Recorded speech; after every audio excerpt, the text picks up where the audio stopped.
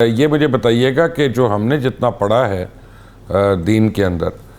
تو ہم مسلمان جو ہیں، اہل ایمان جو ہیں، وہ تو تدفین جلد از جلد کرتے ہیں۔ یہ کیا وجہ ہے کہ شہید خامنہ ای صاحب کی تدفین میں اتنی تاخیر ہو رہی ہے؟ جی، دین کا ہی پیغام ہے کہ اگر ظالم کو برملا کرنا ہو اور مظلوم کی مظلومیت کو اور روشن تر کرنا ہو تو اس کو تاخیر سے جنازہ دفنایا جا سکتا ہے، جس کی بہت بڑی مثال وہ بنی اسرائیل میں اس جوان کا قتل تھا جس کی خاطر گائے تلاش کی گئی اور سورہ بقرہ اسی کے اوپر نازل ہوا، اور وہ گائے تلاش ہوئی، ایک مدت لگ گئی گائے ڈھونڈنے میں، اور پھر اس کو ذبح کیا گیا، پھر اس کے گوشت کا لوتھڑا، گوشت کا حصہ اس سے باڈی سے لگایا گیا اور وہ زندہ ہوا، اور اس نے بھی بتایا میرا قاتل کون ہے۔ تو جنازے کی تاخیر کا ایک سبب یہ بھی ہے کہ مظلوم کو اس کی مظلومیت کو ثابت کرنا ہوتا ہے اور ظالم کی نشاندہی ضروری ہوتی ہے۔ دوسرا سبب مزید ظلم کو روکنا بھی ہے، یعنی اب شہید خامنہ ای کی اگر جنازہ اس موجودہ کیفیت میں یہ لوگ کرتے ہیں تو آفیشلز کو شریک ہونا ہے، اس کے اندر ایک تدفین چھپ کے تو نہیں ہو سکتی ان کی، تو جب وہ چھپ کے نہیں ہو سکتی تو جو اندیشہ ہے کہ پھر اس پر کوئی حملہ ہوگا اور پھر ایک اور بڑی تعداد لوگوں کی شہادتیں ہوں گی، تو مجھے لگتا ہے یہ سبب بن رہا ہے، اگرچہ مجھے اس سے زیادہ معلومات نہیں ہے، ہو سکتا ہے کہ اور سبب بھی ہو۔ علامہ صاحب، ایک یعنی پلیز گستاخی نہ سمجھیے گا، لیکن ایک سوال ہے جو ذہن میں آتا ہے اور آپ استاد ہیں تو آپ سے پوچھنا لازم ہے کہ اسلام تو ہمیں درس دیتا ہے کہ اپنی حفاظت کرو، تو پھر شہید خامنہ ای صاحب نے اپنی حفاظت کو کیوں پس پردہ کر دیا اور اس کو بالائے طاق رکھ دیا؟ مبشر بھائی، ہمیں تاریخ میں ملتا ہے انبیاء کرام کی اور ائمہ اہل بیت کی زندگیوں میں کہ ان کی زندگیوں کا ہدف اللہ نے ہدایت الناس کو قرار دیا تھا، لوگوں کی ہدایت کے لیے لوگ بھیجے گئے تھے۔ یہ ہستیاں بہت سارے ایسے کام ان کی زندگیوں میں ملتے ہیں کہ جس میں یہ بات ہم پر روشن ہوتی ہے۔ مثلا جس عقیدے سے میرا تعلق ہے، وہاں امام علی رضا علیہ السلام کو کئی مرتبہ زہر دیا گیا، جن کا مزار مشہد مقدس میں ہے۔ ان کو زہر کا اثر نہیں ہوتا تھا اور ایک مرتبہ زہر کا اثر ان پر ہو گیا۔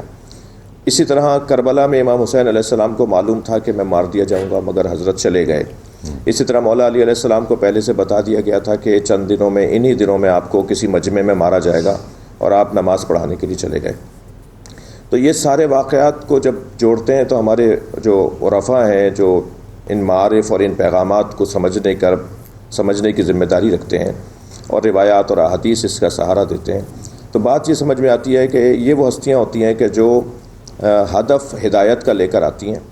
ان کے جینے سے کبھی ہدایت ملتی ہے اور کبھی ان کے مرنے سے ہدایت ملتی ہے۔ 86 سال کا ایک بزرگ جو ایک نمونیا پہ چلا جاتا،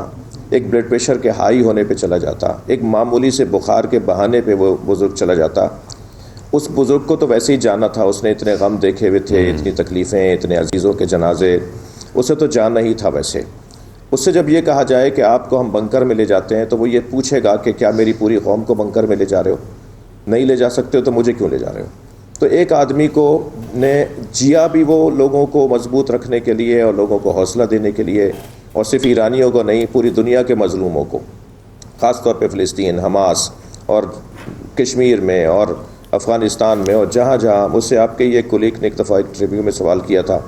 کہ یہاں بھی ایران، یہاں بھی ایران، یہاں بھی ایران۔ میں نے کہا جی لسٹ بنائیے کہ جتنے ملک آپ نام لے رہے ہیں یہ سارے وہ ملک ہیں جن کے ساتھ زیادتیاں ہو رہی ہیں، ظلم ہو رہے ہیں، اور ایران ان کے پیچھے کھڑا ہو جاتا ہے جا کے۔ تو یہ تو ہمیں ائمہ اہل بیت کی، خاص طور پہ مولا علی کی تعلیمات ہے کہ مظلوم کا ساتھ دینا، ظالم سے نفرت کرنا۔ تو ایک ایسی شخصیت جس نے اتنے مظالم دیکھے، اتنے قریب ترین، شہید حسن نصر اللہ جیسا ان کا بیٹے کی طرح تھے، وہ ان کی شاگردوں، خاص شاگردوں میں سے تھے، وہ اب جانا ہے، اسے تو اس دنیا سے ویسے ہی جانا ہے۔ تو جب انہوں نے دیکھا کہ اب، اور اس کا ہمیں نتیجہ بھی مل رہا ہے، ایرانیوں میں جو چند فیصد بھی کسی طور بھی کچھ ابہامات تھے، غلط فہمیاں تھیں، مہنگائی کا مسئلے تھے اور 50 پروپیگنڈے کا شکار تھے، وہ اس وقت سب ایک ہوئے ہیں۔ وہ جو بے پردہ عورتیں ایران میں، جو ہم کہتے ہیں انقلابی نہیں ہو سکتی، مذہبی عورتیں جو ہیں وہ پردہ کرتی ہیں، تو وہ جو ایک بال کھولے ہوئے ایک عورت، وہ خامنہ ای صاحب کی تصویر کو چوم کر روتی بھی کہہ رہی ہے کہ میرا باپ مار دیا انہوں نے،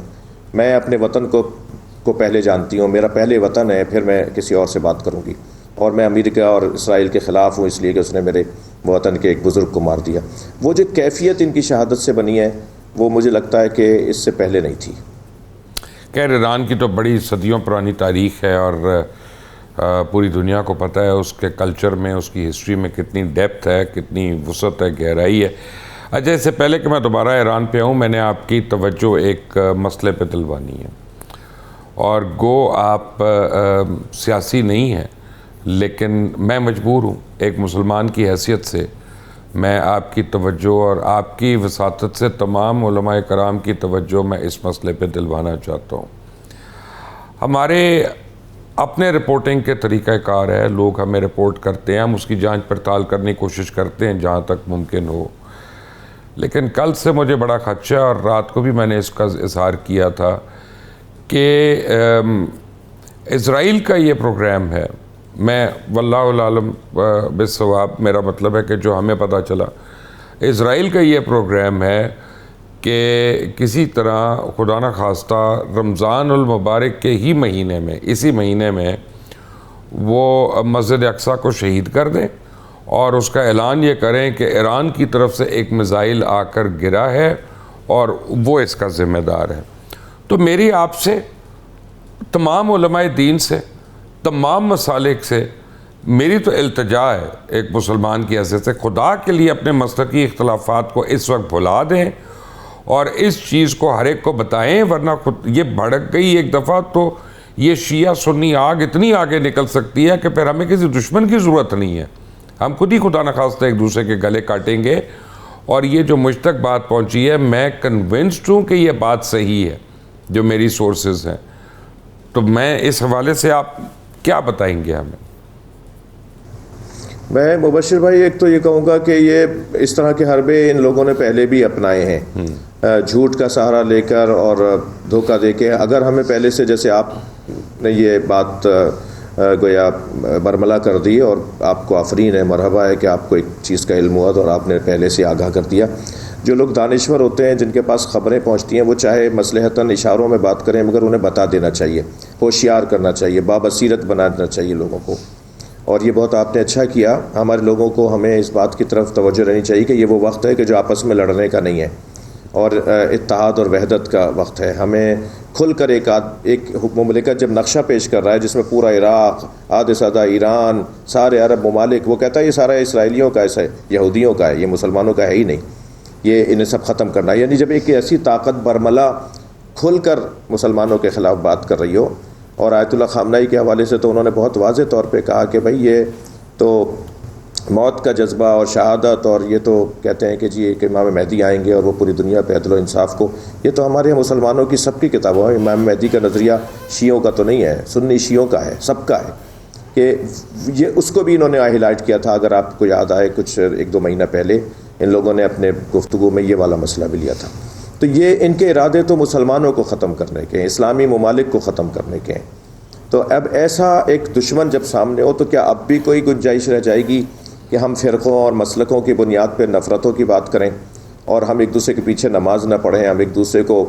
پسند نہ کرتے ہوں، ہم ایک دوسرے سے نفرت کرتے ہوں؟ یہ حاشا، یہ ہرگز کسی صورت میں شرعی طور پہ، اخلاقی طور پہ اللہ کو جواب دیں ایسے مولوی ملا، ایسے افراد کے جو اس چیز کو ہوا دیتے ہوں۔ میں آپ کی توسط سے اپیل کروں گا کہ ہمارے یہاں کے مفتیان اعظم جو شخصیات پاکستان کے اندر ہیں، اب تک ان کے تعزیت نامے سامنے نہیں آئے۔ کیا یہ دکھ نہیں ہوگا ایرانیوں کو بھی اور شیعہ قوم کو بھی؟ کیونکہ آیت اللہ خامنائی جہاں ایک سیاسی شخصیت تھی، وہاں ہمارے مرجع تقلید بھی تھے، یعنی ان کے فتوے پر عمل ہوتا ہے۔